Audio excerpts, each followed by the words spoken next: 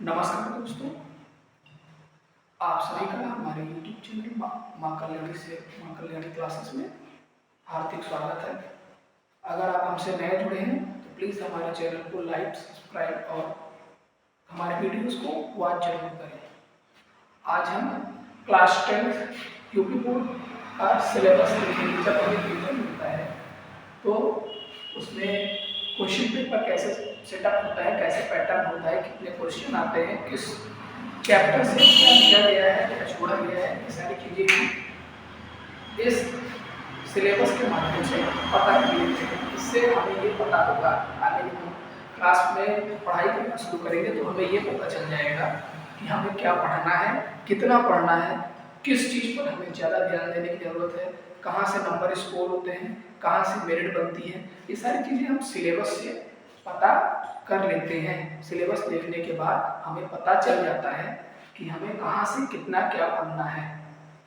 जैसा कि आप सबको पता ही होगा कि हमारा जो पेपर होता है वो एक ही पेपर होता है 100 मार्क्स का। उसमें से 100 मार्क्स में से आपका 70 नंबर का पेपर रिटन आता है, जो कि हमें एग्जाम में सॉल्व करना पड़ता है। 30 मार्क्स इंटरनल असेसमेंट के लिए स्कूल्स को दिए गए हैं। जहाँ भी आप पढ़ाई कर रहे हो, जिस भी स्कूल से, कॉलेज से, वहाँ पर आपको 30 नंबर का इंटरनल असेसमेंट होता है। उसमें आपकी कॉपियाँ, आपका पर्सनल बिहेवियर, उसके साथ साथ 4 इंटरनल टेस्ट होते हैं, 2 इंटरनल असेसमेंट वहाँ पर लिए जाते हैं। वो उनका सारा जो पेपर है, पेपर वर्क करने के बाद जब आप वो सारी चीज़ें क्लियर कर लेते हो तो वो 30 मार्क्स की होती है। उसके बाद जब आप फाइनल एग्जाम में, बोर्ड एग्जाम में बैठते हैं तो वहाँ आपको मैक्सिमम 70 मार्क्स के क्वेश्चन अटेम्प्ट करने होते हैं। 30 मार्क्स आपको ऑलरेडी 30 में से जो भी आपका स्कूल आपको देना चाहे वह आपके स्कूल से मिलता है। आइए देखते हैं 70 मार्क्स का जो पेपर है वो 2 पार्ट्स में डिवाइड है। एक हमारा ग्रामर पोर्शन और दूसरा आपकी जो टेक्स्ट बुक दी हुई है लिटरेचर पोर्शन। 35 मार्क्स का ग्रामर पोर्शन और 35 मार्क्स का ही आपका जो लिटरेचर पोर्शन होता है वो होता है। दोनों इक्वली बैलेंस्ड होते हैं मार्क्स के डिवाइडेशन में।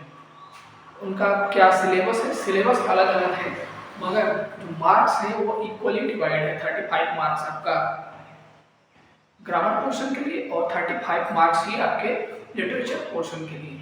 आपके पेपर में टोटल 70 क्वेश्चंस होंगे। हम 1 बाय 1 क्वेश्चंस को देखते जाएंगे कि कैसा क्वेश्चन कैसे वो पुटअप और कहाँ से पुटअप हुआ है। आइए देखते हैं।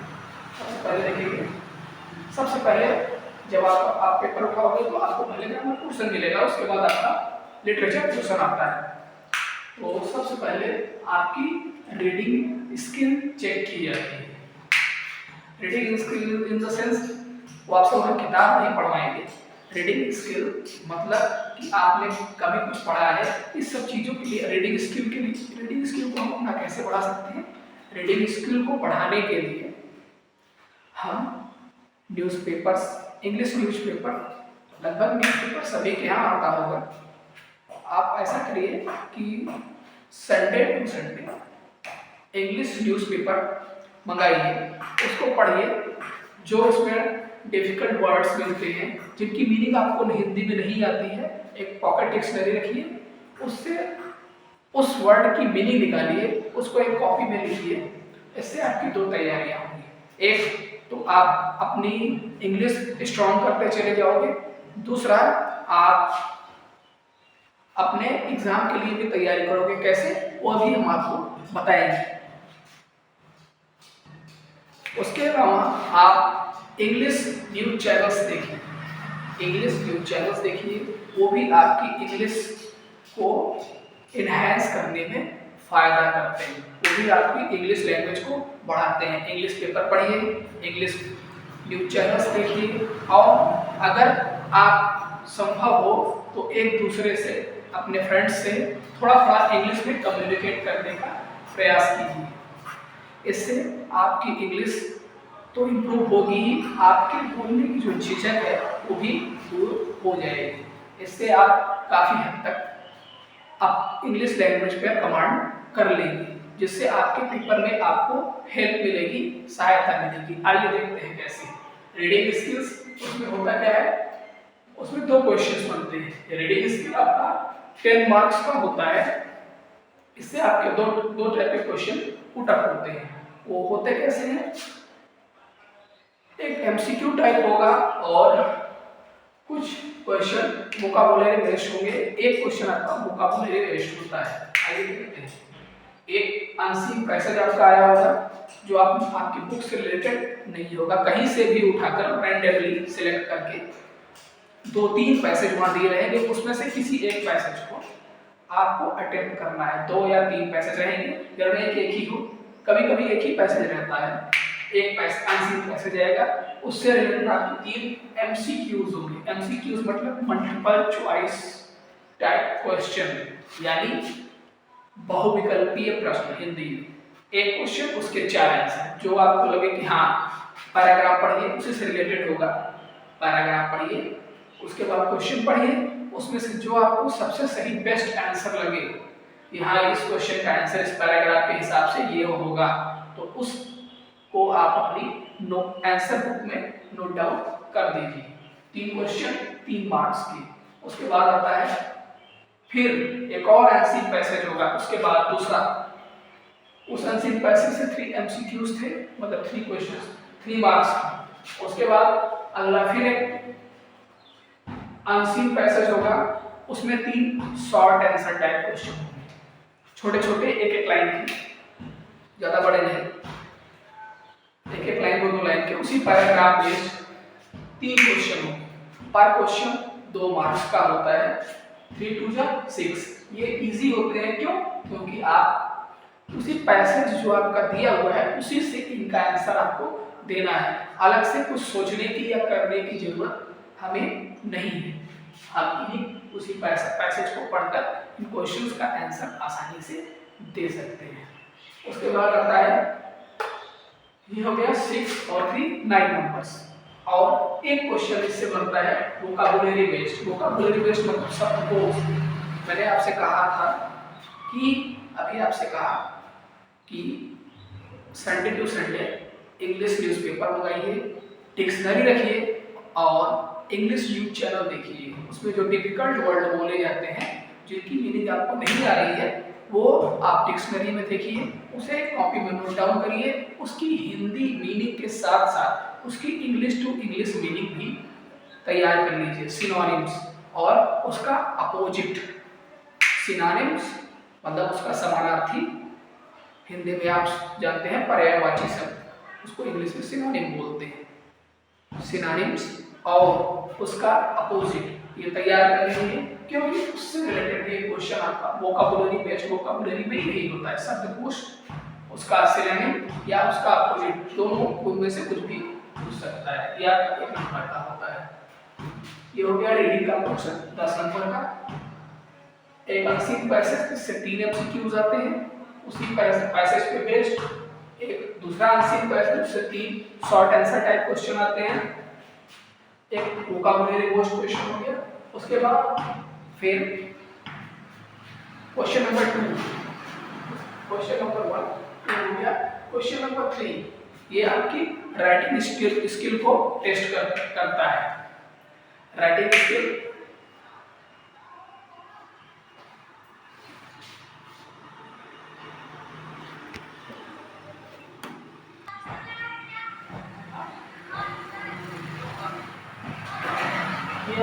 थर्ड क्वेश्चन ये आपकी राइटिंग स्किल को टेस्ट करता है। ये क्वेश्चन है क्या, लेटर या एप्लीकेशन। ये 4 मार्क्स का होता है। क्वेश्चन नंबर 3 होगा आपका, या तो आपको एप्लीकेशन लिखना है या लेटर लिखना है। एप्लीकेशन जो आपका होता है वो नॉर्मल होता है, उसका आपकी कंटेंट क्या लिखा है, उसका फॉर्मेट आपका सही हो तो आपको मार्क्स पूरे के पूरे मिलते हैं। लेटर, आपके लेटर 2 टाइप के होते हैं, फॉर्मल और एक इनफॉर्मल या नॉन फॉर्मल, आप जो भी कहते हैं। फॉर्मल लेटर क्या होता है और नॉन फॉर्मल लेटर या इनफॉर्मल लेटर क्या होता है, वो हम जब इस चैप्टर को पढ़ेंगे तो वहाँ पर देखेंगे कि नॉट फॉर्मल लेटर और इनफॉर्मल लेटर क्या होता है, लेटर का तरीका क्या होता है और एप्लीकेशन का प्रोसीजर क्या होता है, उसका प्रोसेस क्या होता है, कैसे वो लिखा जाता है, उसका पैटर्न क्या है। आइए आगे चलते हैं। उसके बाद क्वेश्चन नंबर 4 ये है आपका एक एसे कह लीजिए, आप शॉर्ट नोट कह लीजिए या आर्टिकल कह लीजिए। ये 80 to 100 वर्ड्स का होता है, ये 6 मार्क्स का होता है। इसके लिए आपको पर्टिकुलर टॉपिक वहाँ रिटर्न में लिखना होगा, 4-6 टॉपिक आप दिए होंगे, उन्हीं में से किसी एक को जो आपको द बेस्ट याद हो या जिसके बारे में आप बेस्ट लिख सकते हो, सोच कर वो आप यहाँ से चुन सकते हैं। ए से शॉर्ट या आर्टिकल, कोई भी उसको कुछ भी आप कह सकते हैं। ये होता है आपका 80 to 100 वर्ड्स में, आप इसको अपना ओपिनियन दे सकते हैं। डिस्क्रिप्टिव होता है, मतलब आप उसके बारे में विस्तार से पढ़ सकते हैं। मतलब कम, एक कहावत है कागज में सागर, तो आप कम शब्दों में अधिक से अधिक उसके बारे में लिख सकते हैं। वही होता है ऐसे या शॉर्ट नोट या आर्टिकल। इसके बाद फिर आता है मेन ग्रामर क्वेश्चन, ये टोटल 15 मार्क्स का होता है। उस पर आप क्वेश्चन नंबर 4 के बाद क्वेश्चन नंबर 5, इसमें 5 मल्टीपल चॉइस क्वेश्चन या बहुविकल्पीय प्रश्न आपको मिलते हैं। वो किस पे बेस होते हैं, आपके पार्ट्स ऑफ स्पीच यानी noun pronoun, verb adverb, preposition. उसके बाद टेंस पे based, tense present past future आपके टेंस पे बेस्ड। उसके बाद आर्टिकल्स, आर्टिकल आपके कौन से हैं, ए, एन और बी, इसका यूज कहाँ होता है, कैसे होता है, इसी से रिलेटेड क्वेश्चन आते हैं। उसके बाद होगा रीऑर्डरिंग ऑफ सेंटेंस, एक सेंटेंस होगा उसको कई पार्ट में बांटा होगा, पूछेगा कि इसको रीअरेंज करिए, कहाँ से ये शुरू होगा और कहाँ खत्म होगा। या कभी कभी ऐसा भी पूछता है कि इस सेंटेंस में जो एक्स्ट्रा हो या जो गलत हो उसको बाहर कर दीजिए। उसके बाद आता है स्पेलिंग, स्पेलिंग आप जानते ही, आपको बताया कि डिक्शनरी लीजिए, पढ़िए, उससे आपका स्पेलिंग का जो क्राइटेरिया होगा, वो जो शब्दकोश होगा आपका, वोकैबुलरी आपकी पर्सनल होगी, वो मजबूत होगी। उसी से रिलेटेड स्पेलिंग होगी, कभी स्पेलिंग सही है, कौन सी गलत है, या कहीं बीच बीच में फिलिंग द ब्लैंक्स भरने को भी आता है। इस तरह के टोटल 5 एमसीक्यूज होंगे, मतलब मल्टीपल चॉइस क्वेश्चन, 4 ऑप्शन जो आपको बेस्ट लगे वो अपनी आंसर बुक में लिख लीजिए। ये 5 नंबर का होता है। उसके बाद आपके फिर अगले क्वेश्चन नंबर 6, ये क्या है, 3 क्वेश्चंस में आते हैं, इससे नरेशन, वॉइस और पंक्चुएशन पे बेस्ड। नरेशन, वॉइस और पंक्चुएशन पे बेस्ड। नरेशन यानी डायरेक्ट और इनडायरेक्ट, किसी चीज को डायरेक्ट कहना या किसी के द्वारा बताना, ये आपका नरेशन में आता है। वॉइस मतलब वाच्य, बोला गया शब्द, कर्तृवाच्य, कर्मवाच्य। कर्ता द्वारा जो काम किया जाता है, डायरेक्ट बोला जा रहा है तो वो कर्तृवाच्य वॉइस या इसको एक्टिव वॉइस बोलते हैं। और अगर कर्ता नहीं, कर्म के द्वारा किसी कर्ता के बारे में बताया जा रहा है, उसे हम कर्मवाच्य या पैसिव वॉइस बोलते हैं। इसके बाद आता है पंक्चुएशन। तो 3 क्वेश्चंस छोटे छोटे, नरेशन, वॉइस और पंक्चुएशन पे बेस्ड, और ये टोटल 6 मार्क्स का होता है। उसके बाद अगला क्वेश्चन नंबर 7 क्या होता है, ये आपके ग्रामर पोर्शन का लास्ट क्वेश्चन है। ये क्या रहता है, इसमें आपको ट्रांसलेशन करनी रहती है, ज्यादा नहीं, छोटा सा 2-4-6 लाइन, 5 लाइन मैक्सिमम, 5 से 7 लाइन का एक पैराग्राफ होगा, पैसेज। उस पैसेज को आपको हिंदी से अंग्रेजी में ट्रांसलेट करना रहेगा। जब आपके टेस्ट पूरे हैं, एक्टिव पैसिव वॉइस को, एक्टिव पैसिव नरेशन, आपको सब कुछ पता है, ये आप आसानी से कर लेंगे। स्कोरिंग होता है इस तरह से। ये आपका जो ग्रामर क्वेश्चन है ये 35 मार्क्स का होता है। उसके बाद जो बाकी 35 मार्क्स होते हैं वो आपके लिटरेचर से मिलते हैं। लिटरेचर भी आपका 35 मार्क्स का होता है। इसमें 3 टाइप्स की बुक होती है,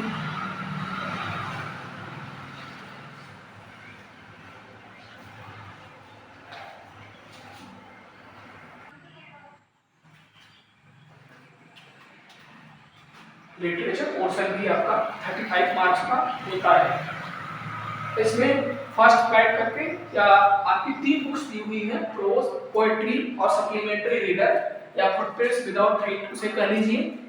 ये टोटल 35 मार्क्स का होता है। इसमें भी डिवाइडेशन है, आपका जो प्रोज होता है वो 15 मार्क्स का होता है, पोएट्री आपकी 8 मार्क्स की आती है और फुटप्रिंट विदाउट रीड है या जिसे हम सप्लीमेंट्री रीडर की बुक भी बोलते हैं वो होती है 15 मार्क्स की।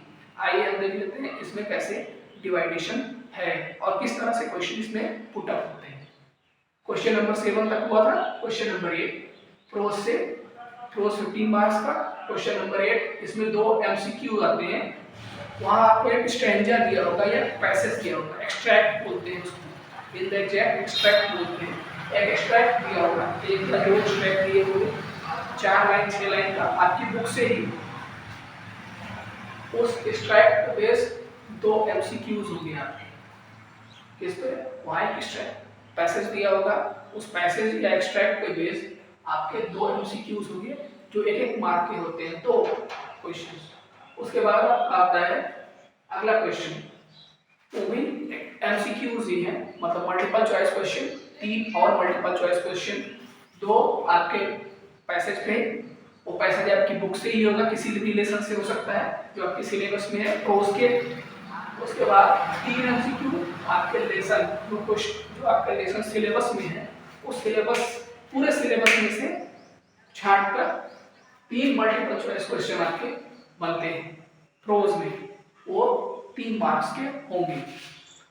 उसके बाद क्वेश्चन नंबर 10, यहाँ आपको 2 शॉर्ट आंसर टाइप क्वेश्चन पूरे आपके सिलेबस, प्रोज के सिलेबस से कहीं से भी करने कि फलाना चैप्टर पढ़ लिया हमने उससे सारा कुछ कवर हो जाएगा, नहीं, या ये इंपॉर्टेंट है या ये नहीं, ये बातें बाद में होती हैं, मगर क्वेश्चन आपको सारे एक बार पढ़ने होते हैं जिससे कि हमारी तैयारी ऐसी हो कि कहीं से भी कुछ भी आए और हम उसको लिख लेते हैं।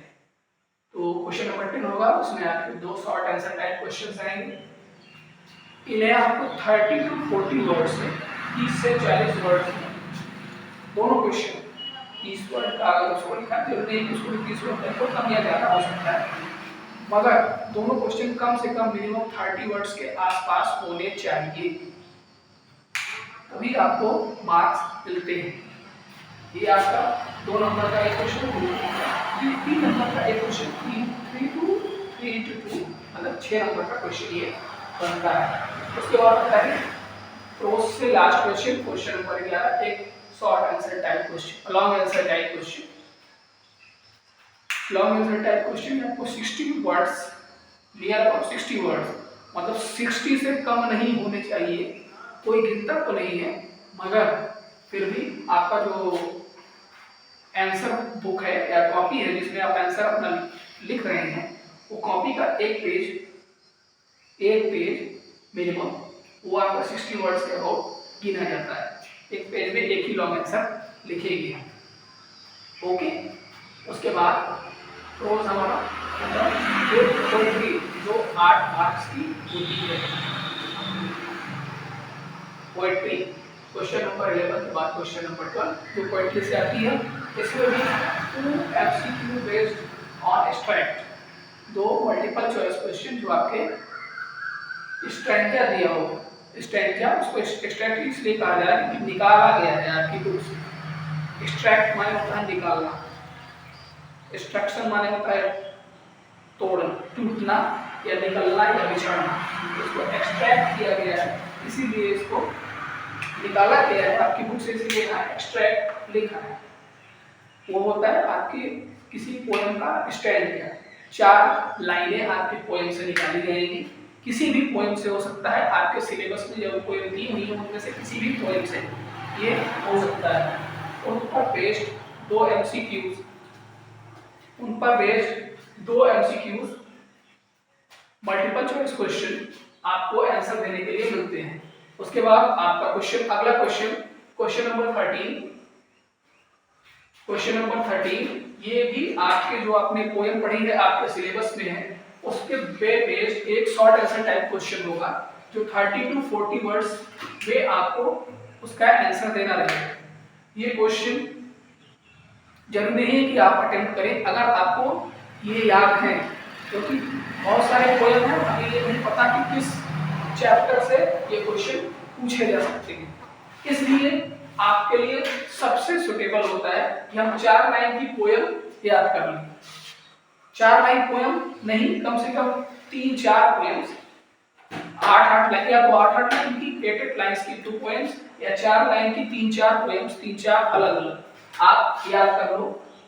एक चीज ध्यान रखना पोएम लिखते समय कि जो आपकी बुक में क्वेश्चन पेपर में ना आई हो वही पोएम आप वहां नोट डाउन करेंगे। ये नहीं कह रहे उसको स्ट्राइक में लिखा हुआ वही उठा के हम लिख देंगे, नहीं।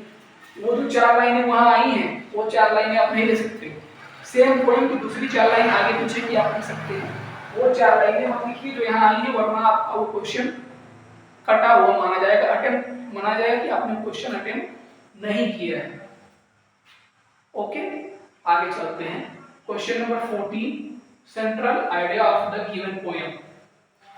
सेंट्रल आइडिया क्या होता है, कैसे होता है? जब हम क्लास में पढ़ाई करेंगे तो उस समय देखेंगे कि सेंट्रल आइडिया क्या होता है, कैसे होता है। वैसे यहाँ मोटा मोटा जान लीजिए कि जो आपका जो पोएट है वो थीम क्या है उसकी, उस पोएम में क्या कह रहा है, क्या सर्कमस्टेंसेस थे उसको ये बात कहने की, ये सारी चीजें सेंट्रल आइडिया में, या पोएम का जो, जैसे आपकी कविता की आत्मा होती है, कविता की आत्मा मतलब किस चीज पे उसको बारे में कहा जा रहा है, क्या उस पर वो है, वैसे ही सेम कविता की आत्मा वैसे ही पोएम की जो आत्मा होती है उसका सेंट्रल आइडिया होती है।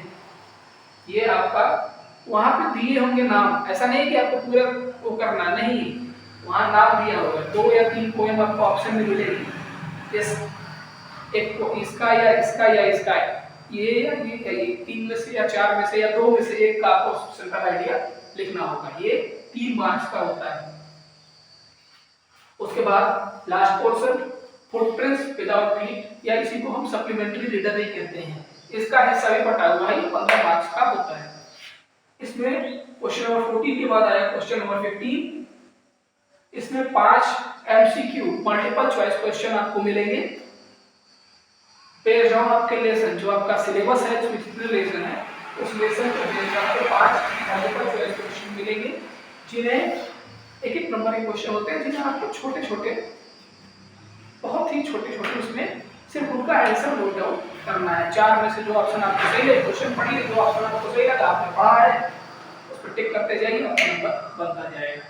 उसके बाद 16 क्वेश्चन आता है सेकंड लास्ट, एक short answer type question footprint without feet से, एक short answer type question 30 to 40 words में आपको उसका आंसर देना है। ये 3 मार्क्स का होता है, ये आपको करना है। Last question, question number 17, footprints without feet, या कह लीजिए सप्लीमेंट्री रीडर से एक long answer type question 4 mark का। इसे आपको 60 मिनिमम 60 वर्ड्स में, अब ये नहीं करना है कि आपको पेज भरना है, नहीं, पेज मत भरिए, 60 वर्ड से कम ना हो, 60 to 70 चलता है, मतलब एक पेज में सिर्फ ये लॉन्ग आंसर टाइप क्वेश्चन कर सकते हैं। ये आपके पेपर का फॉर्मेट है, इस टाइप से आपका पेपर जब आता है तो रहता है। इसी टाइप से क्वेश्चन होते हैं, वहाँ ये सब कुछ नहीं लिखा होगा, लिटरेचर फर्स्ट राइट ये कुछ नहीं होगा, वहाँ से question number 1 2 3 and so on 17 तक चलेगा। वो आपको जस्ट करना है पार्ट 2 कहाँ से आप सबसे पहले ये ध्यान दीजिएगा कि जो आपको सबसे अच्छे से क्वेश्चन आ रहा हो सबसे पहले कॉपी में उसको करिए, उसके बाद उससे कम, क्योंकि first impression is the last impression. Okay, thank you. If you want to you can note down, but it's already in your books.